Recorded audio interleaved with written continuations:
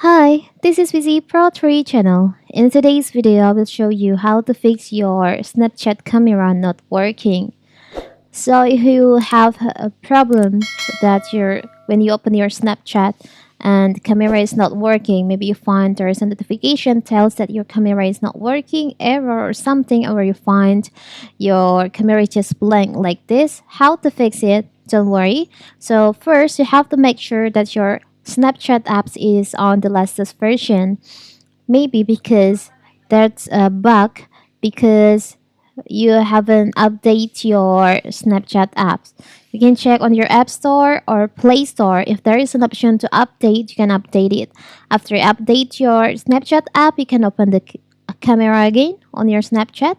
And if still not working, you can check in here. So you can go to your settings on your phone. You can open settings. From here, you can just scroll down. You can go to apps. Select on manage apps. And you can search for Snapchat.